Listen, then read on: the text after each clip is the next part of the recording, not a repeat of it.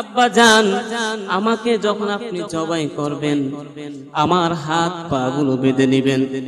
আব্বা জান, জীবন্ত মানুষ যখন জীবনটা ছটফট করে বের হয়ে যাবে, পশু যেরকম জবাই করলে হাত পা গুলো ছটফট করে, হাত পা গুলো লড়াচড়া করে, আমার জীবনটা যখন বের হয়ে যাবে আমার হাত পা গুলো লড়াচড়া করবে। আমার হাত পা গুলো লড়াচড়ার সময় যদি আপনার গায়ে লেগে যায় হয়তো বেয়াদবি হয়ে যাবে। এই জন্য আমার হাত পা গুলো বেঁধে নিবেন। এ সন্তানেরা শোনো, জীবন বের হয়ে যাবে, সেখানে বাবার সাথে কত আদব দেখাইলো ইসমাইল। এখান থেকে শিক্ষা নেওয়া উচিত। আমরা বাবা মার সাথে কতটা বেয়াদবি করি এখন, আছে না নাই? জোরে বলেন, জোরে বলেন, আছে না নাই? এখান থেকে শিক্ষা নেওয়া উচিত। 8 বছরের বালক যদি বাবা মার সাথে এত বড় সম্মান সূচক কথা বলতে পারে, এত সুন্দর আদব দেখাইতে পারে, তোমাকে তো হাত পা বাঁধা হয় নাই, তুমি কেন বাবা মার সাথে বেয়াদবি মূলক আচরণ করো? তোমার বাবা মা কেন কষ্ট করে? এখান থেকে শিক্ষা নেওয়া নিয়ে যাও। 2 নাম্বার শর্ত হলো আব্বা জান, আমি আপনার একমাত্র কলিজার টুকরা, আমার চোখের দিকে তাকাইলে আপনার মায়া লাগবে। আপনি যখন আমাকে জবাই করবেন আমার চোখের দিকে তাকাইলে আপনার বাসনা লাগবে, আপনার মায়া লাগবে।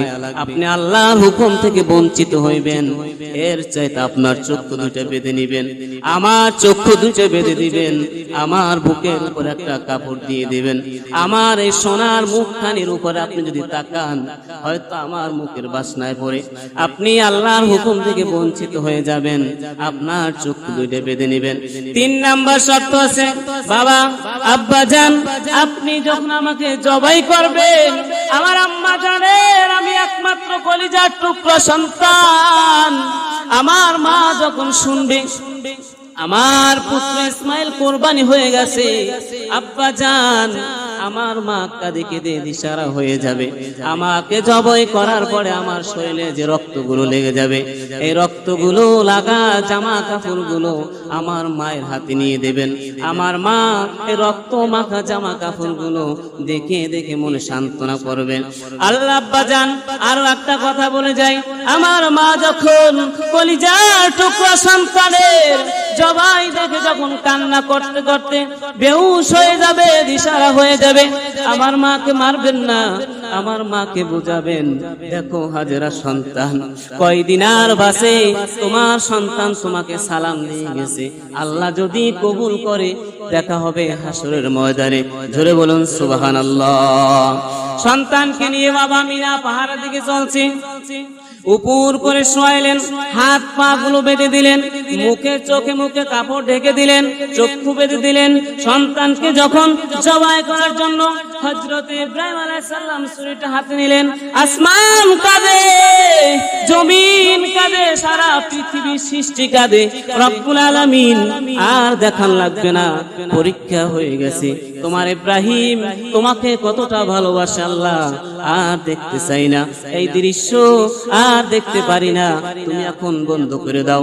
আল্লাহ রাব্বুল আলামিন বললেন, এখানে যদি আমি বন্ধ করে দিই দুনিয়ার মধ্যে কিছু মুনাফিক আছে, কিছু শয়তান আছে, ওরা বলবে আল্লাহ নাটক করেছেন, এই জন্য আমি শেষ পর্যন্ত দেখাই দিতে চাই, কিয়ামত পর্যন্ত মানুষ দেখুক এবং কোরবানি কিরকম দেওয়া হয়, ঈমানের পরীক্ষা কিরকম করা হয়, মুসলমানের উপরে ঈমানের পরীক্ষা, মুসলমান ঈমানকে কিভাবে মজবুত করবে, আমি আল্লাহ কিয়ামত পর্যন্ত সমস্ত মানুষদেরকে দেখাই দিতে চাই। জোরে বলুন সুবহানাল্লাহ। ছুরিটা যখন হাতে নিলেন, উপর করে শোয়াইলেন, ছুরি যখন চালাবা শুরু করলেন, আল্লাহ রাব্বুল আলামিন পাথর ছুরিকে হুকুম করে দিলেন, ছুরি খবরদার একটা পশমও যেন না কাটে। ছুরি চালাইতে লাগলেন, একটা পশমও কাটে না। ছুরিকে ধার পরীক্ষা করার জন্য পাথরের উপর আঘাত করলেন, পাথর কেটে 2 টুকরা হয়ে গেল। এখন পর্যন্ত সেই পাথরখানা সরকারের হেফাজতে আছে।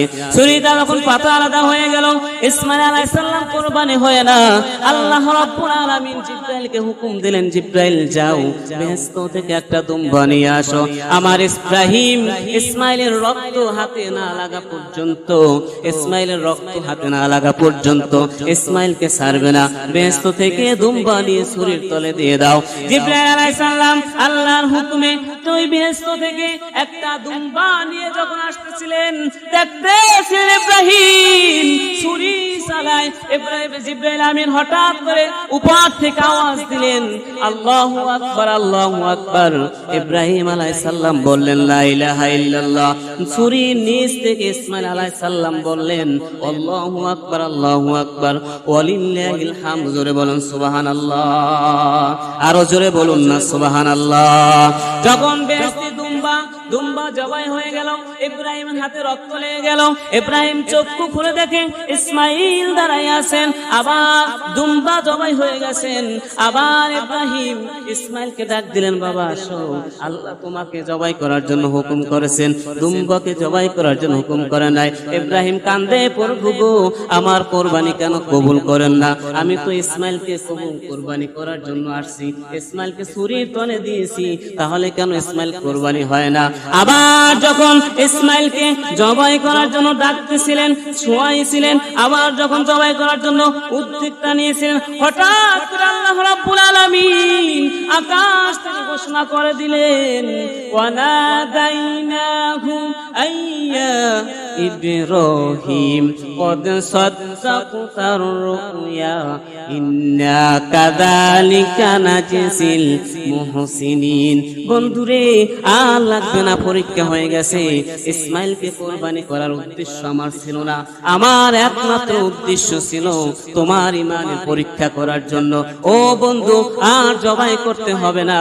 হয়তো আয়াতখানা তখন আওয়াজ আসছে, নাজিল হয়েছে আমাদের নবীর উপরে পরবর্তী টাইমে। বন্ধুরে, আজ থেকে তুমি শুধু ইব্রাহিম নয়, আজকে থেকে তুমি আমার বন্ধু ইব্রাহিম খলিলুল্লাহ। যাও যাও, ইসমাইলকে নিয়ে যাও, হাজরার কাছে যাও, ইসমাইলকে হাজরার কাছে তুলে দিয়ে আনন্দ ভরে বেহেশতি দুম্বা নিয়ে ঈদ উদযাপন করো, আনন্দ ভরে খাও। আল্লাহ রাব্বুল আলামিন এই ইমানের পরীক্ষা যদি এখন আমাদের সমাজে দিয়ে দিত, ও বন্ধুরা, আমাদের অবস্থা কেমন হতো? আপনি আর আমি এই মসজিদে বসে থাকতে পারতাম না। কথা বলেন ঠিক কিনা? প্রতি বছর হুকুম আইতো যে তোমার বড় ছেলেকে কোরবানি দিতে হবে, তোমার ছোট ছেলেকে কোরবানি দিতে হবে। যখন ইসমাইল যদি কোরবানি হয়ে যেত, আপনি আর আমি কেউ থাকতাম না।